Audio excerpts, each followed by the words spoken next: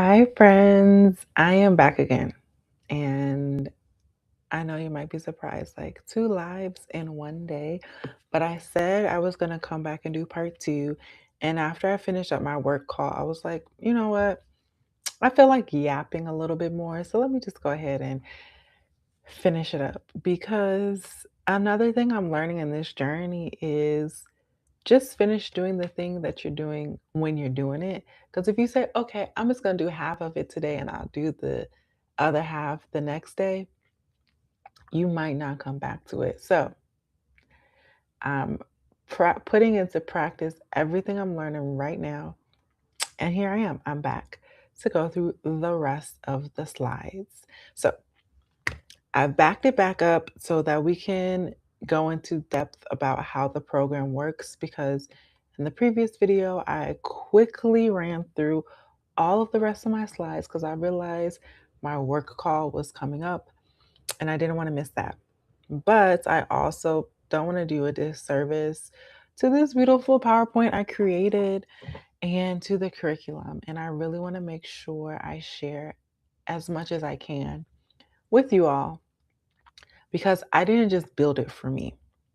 I built this structure for anyone else who wants to do their own self-taught MFA in creative writing. So at some point, this will be made available for you to download the curriculum, take a look, and do it yourself.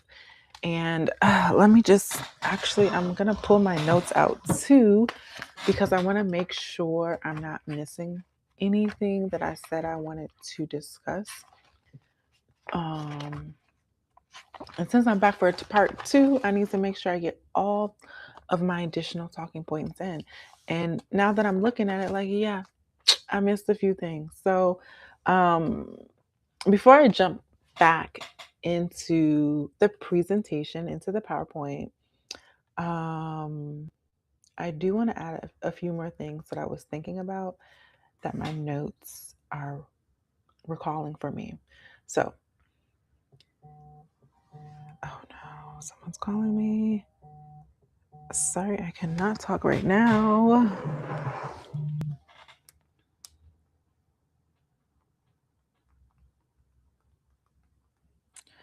Okay, so um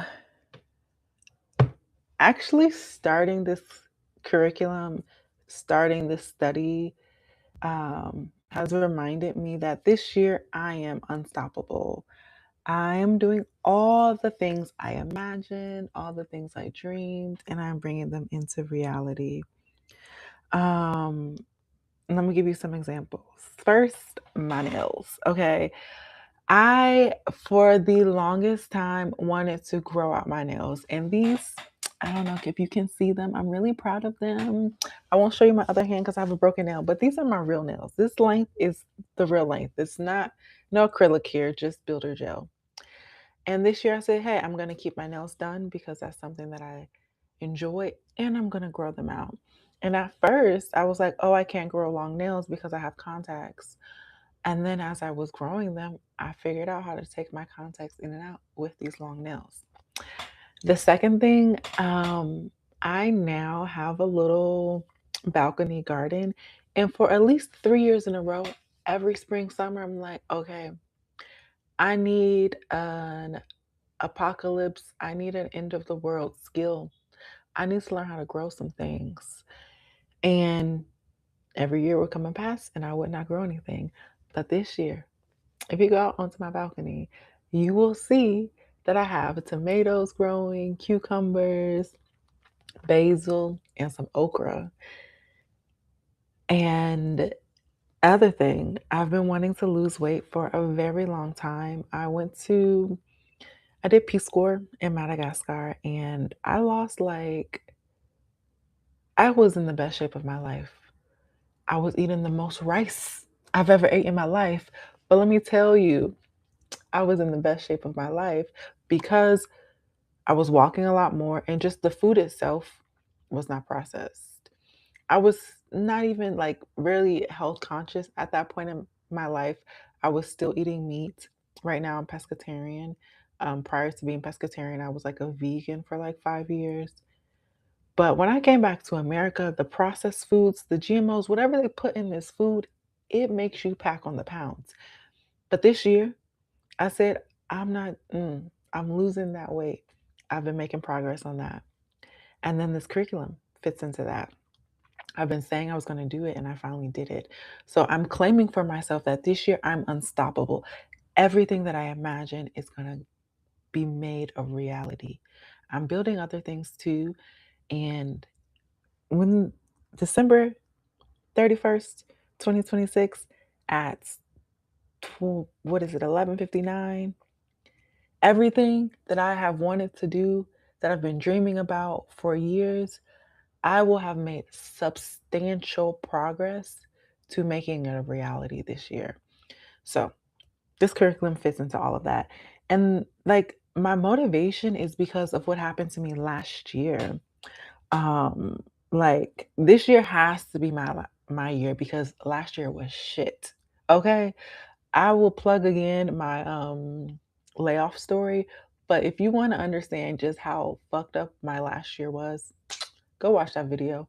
But because of everything that happened last year, I decided this year, no matter what, is going to be my year. So I'm, investing in the beauty rituals that I want to invest in. I'm losing the weight I want to lose. I'm growing the food I want to grow. And I'm learning what I want to learn. So that brings us back to this curriculum. And I tried to build the curriculum all on my own. But there was like no way I could build a curriculum of things that I don't know on my own. So I did use Claude to help me build this. And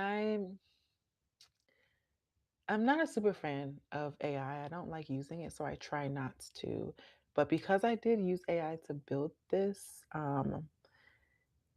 I want as many people as possible to also make use of this because then maybe I can feel a little bit better about my AI usage. So, like I said at the start of part two, I'm figuring out how I can make this available for everyone and how I can share it. And I'm going to put a link in the description of this video and the previous video so that if you too want to start your own self directed, self taught MFA in creative writing, you can take everything that I've built and make it your own.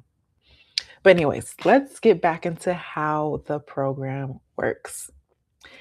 And flexibility is the biggest part of this design because there's the plan and then there's the reality. So here's the structure. The anchor schedule is Tuesday, Thursday, Sunday. In reality, I might be working on something on Monday and Wednesday as well, and even Friday. Like this week, I know because I've spent a lot of time on this live today and I had a late work call, I'm going to have to do some work tomorrow. That's okay. So Tuesday is about 2.5 hours, and this is my deep work day. My craft study, my close reading of assigned text, and sometimes of craft lecture, and then a draft of original creative work. So this Tuesday, I read the first chapter of Beloved by Toni Morrison and the first chapter of 100 Years of Solitude. I have it right here by Gabriel Garcia Marquez. This is also one of my favorite books of all time. But yeah, so that was a part of this week. And I don't have Beloved to show you because I have that as an ebook on my iPad. So that's Tuesday. Then Thursday is another 2.5 hours. Sometimes it's longer. And this is what I'm supposed to be doing today, but instead I'm here. But I come back and I deepen everything that I learned on Tuesday, everything I did on Tuesday. I complete and polish my annotation. I revise the creative piece from Tuesday, and I take my craft notes and record them in the guide. So the way the guide is set up is like you can have all of your notes inside the guide, do most of your work except for like you want to have your creative writing, your drafts in another document. But yeah, so that's Tuesday. And then Sunday is just 1 hour. It's short. It's reflection of what happened and then a preview of what's coming. Um, and then the week is complete. So let's talk about what every let's talk about what every month includes. And I'm not sure why you can see my mouse twice. That's weird. Um, okay, let's look at what every month includes. So we have the every month it adds up to 4 integrated weekly guides completed. One annotation, about 800 words, close reading of a specific text, and about 6 to 8 pages of original creative writing. And then you, the goal is to have like one monthly creative packet and a compiled portfolio of everything that you made that month. Um, and then quarterly, what this looks like is one critical analysis and 2 to 3,000 words written. By the end of 2 years, I will have written a minimum of 144 pages of creative work, 24 annotations, 8 quarterly critical analyses, and one completed manuscript. And I'm saying this here now, so y'all hold me to this. And that is the architecture. That is what it looks like. Um, and I'll be honest here, like I said before, I set out to do Tuesday, Thursday, and then life happens and it doesn't always work that way. So, flexibility is a big part of this. I have Tuesdays and Thursdays as my anchor days because that's my goal to be able to contain this work on those days. But in reality, that doesn't always work. So every week, I just take stock of what I have coming up and I plan accordingly. Maybe on Tuesday, I can only do an hour and a half. So I know on Wednesday, I have to come back and finish what I didn't finish on Tuesday. And I have the weekend. And like literally, my thinking is as long as by the time Sunday comes and I've done everything, then I'm good and I'll keep moving forward. So, this is like this is kind of how I'm keeping myself on track, and just adjusting to real life as it happens and not getting all caught up in being perfect. Like, who cares if I don't finish it on Tuesday? Because there are so many more days in the week, right? All right. So, like I said, real life doesn't wait for a schedule. And I have other non negotiables in my life. Physical health is one of them. Like I said before, I decided this year is my unstoppable year. This is my year. I want to lose weight. I'm going to do it. But that means I have to spend like 2 hours a day doing some sort of physical activity. Um, that looks like walking. Oh my gosh. Sorry, someone else is calling me again.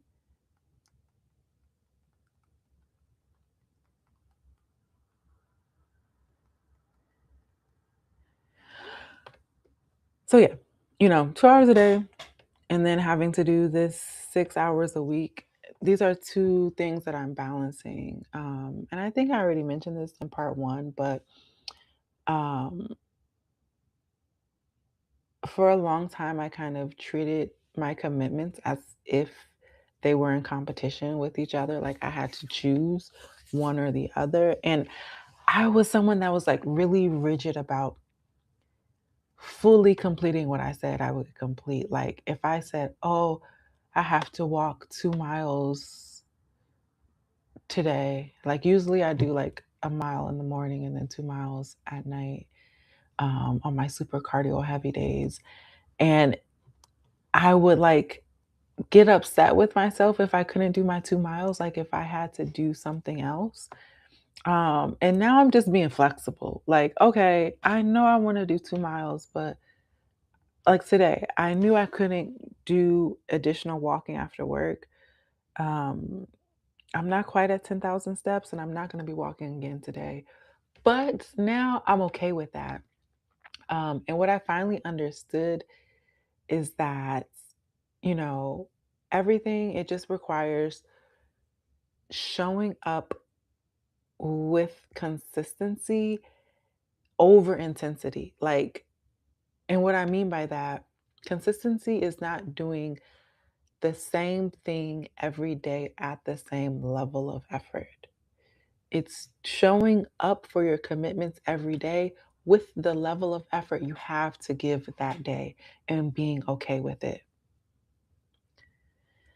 And the question I ask myself every day is, what is the most important aspect of each priority? And can I do just that today? So with walking, if I can get 8,000 steps, that to me is a lot. That's like not being sedentary. That's pushing me into being active. So, hey, if I can't meet the 10K, that's fine.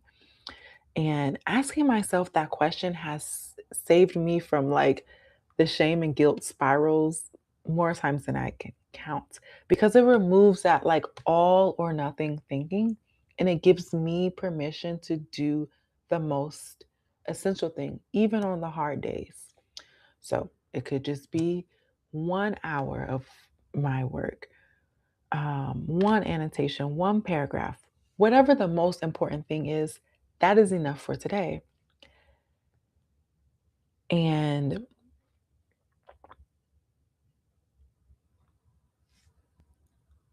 that is like really the key question that I've developed to just help me move forward.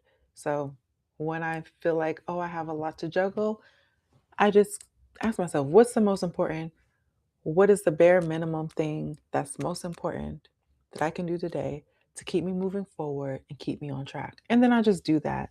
And I stop stressing about being perfect and doing everything I said to do, I would do, because the reality is life happens and things change, and I have to be flexible in the moment. And being able to be flexible keeps me moving forward and make sure, and it ensures that I don't let time constraints become an obstacle to my unstoppable year. Because I'm unstoppable this year. Okay. I'm going to say that a million times because I believe it. And I want this to be your unstoppable year too. I want you also, if you're watching this and this is resonating, like take this as motivation. All the things you've been dreaming and imagining. Um, and I hear Solange singing that song about all the things she's imagined, but like everything that you wanted to do it. Like this is your year. This is my year and this is your year. This is our year. Okay. All right. Let's keep it moving. So this is another slide I had to quickly pass through, but let's go into detail. So year one is 12 months of foundation work. This is where I really learn the craft and build the habits that make sustained creative work possible. So this year opens with voice and character. And it asks the most fundamental questions. Who is speaking? Who are they? And what do they want? It moves through scene and structure, experimental form, sentence styles, voice, and resistance. Month 8, when we get here, is portfolio review. And it's a chance for me to step back and look at what I've actually built. And then months 9 through 12 are the long form. These months here, 9 through 12, are the long form project, a sustained piece of work. So this can be a novella, a story collection, essays, maybe something I've never done before.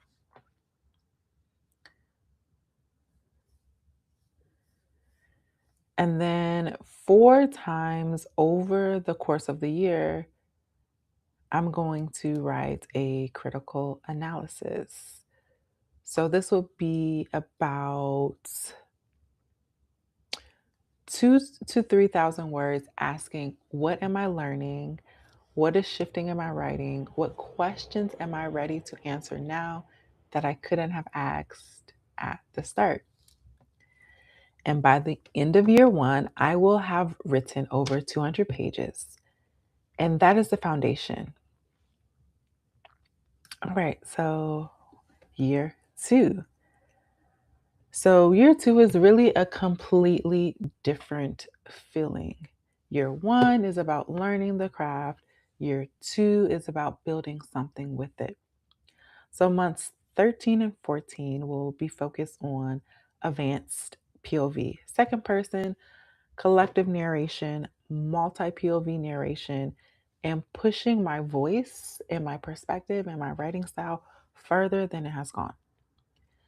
Months 15 and 16 will be focused on research and fact in fiction. So, this is historical fiction, documentary fiction, writing from the archive. And this is where my interest in cultural history and storytelling will fully merge together. Then, months 17 and 18 will be focused on cross cultural writing, writing across cultural difference, translation, and really tapping into the diasporic imagination. And this is one that I'm really curious about. So I have to make sure I get to months 17 and 18, which means I have to finish what I start. Now, months 19 through 22. This is the full manuscript development. This is the book. Okay. This is the one that I'm a little nervous about because a big thing that motivated me and drove me to create this curriculum is like I wasn't feeling confident enough to finish my creative works and my drafts. So this one is going to be really testing my confidence and pushing me in ways that I have never been pushed before. Like I'm a little nervous, but I'm excited about it. Um, Yeah, so this is the book that I'm just been carrying in my notes app, the one I've kept saving for later. Like I have so many short, like mini, like I've written out the characters, I've started story building. I've done a bunch of small little things for this book, but this is where I really make it all come together. And then months 23 and 24, it's going to be putting on the final polish, figuring out my submission strategy, and then portfolio assembly. And then, of course, I'm going to celebrate. Like, okay, if there's no accredited university that's going to give me a diploma, but I'm going to celebrate that I completed this. And I'm going to come back down here with y'all and celebrate too, and maybe share my portfolio. Yeah, I'm just really excited about all the possibilities. I'm not sure exactly what I'm going to do to celebrate, but what I do know is that I will let you know and we're going to celebrate together. So that's a high level overview of years one and two. And okay, I'm not sure what just happened. Okay, did something just happen to my camera? It did.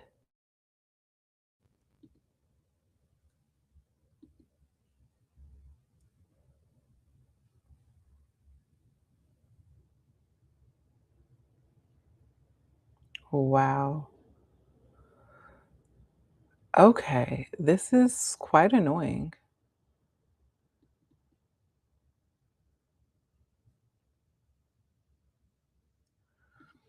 Hmm.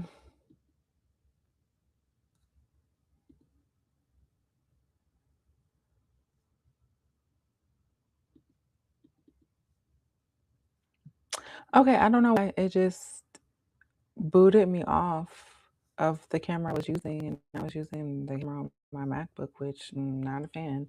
But anyways, let's just keep going because I'm almost done. Okay. So I'm gonna skip over this because I already kind of talked about what a week actually looks like. I want to talk about spend a little bit of time talking about the annotation practice because I think it's one of the most important things in the entire program. And an annotation is basically an 800 word close reading essay. So 2 pages, and it analyzes how a piece of writing works, not what it's about, the craft, the technique, and the choices the writer made. So I ask, what is the writer doing here? Why does this sentence land? How do they build this scene? How does the proverb work in, for example, Things Fall Apart? That's one of the books that's on my reading list. Is it decoration? Is it load bearing? What does it carry? And then this is the part that matters. I apply it to my own writing. So every annotation ends with an application paragraph, what I learned and how I'm going to use it. So the annotation has a 5-step method. Um, so, one, you choose your technique, you draft your thesis, find and analyze your evidence, build the body paragraphs, and then write the application paragraph. And over 2 years, I will write 24 of these, one per month. And that is 24 close encounters with the greatest writers of the tradition I'm studying. And this is done in service of making my own writing better. And this is, from my understanding, how writers learn to write, not by studying writing in the abstract, but by sitting with a specific page from a specific writer and asking, what is actually happening here? And then going back to your own page with that knowledge. And to be fully transparent, annotations is one of the things I was kind of intimidated by.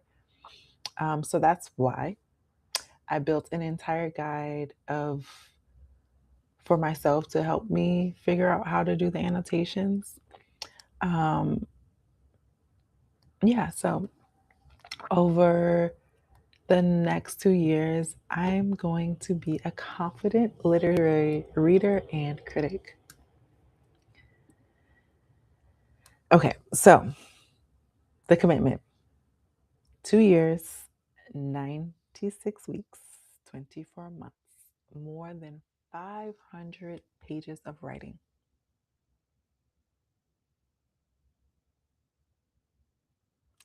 And I want to ask you something that I've asked myself and really sit with it.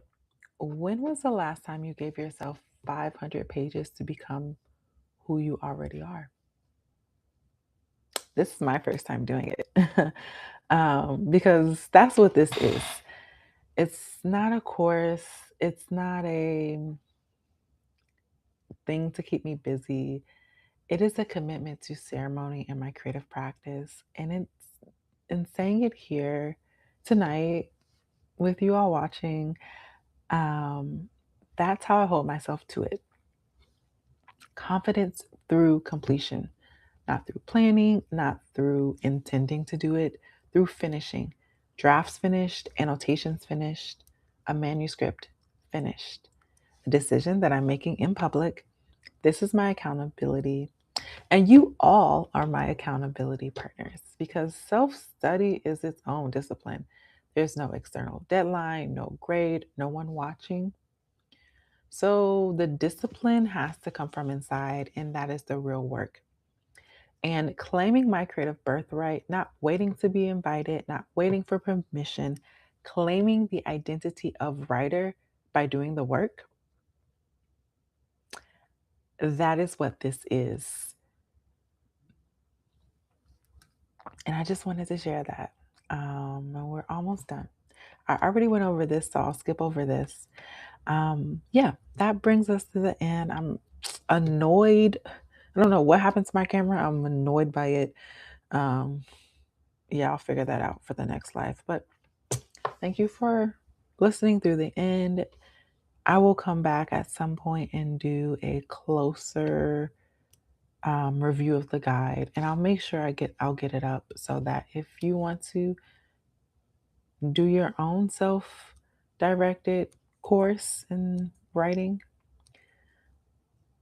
you can do it. So I will keep you all posted, and I will see you in the next video.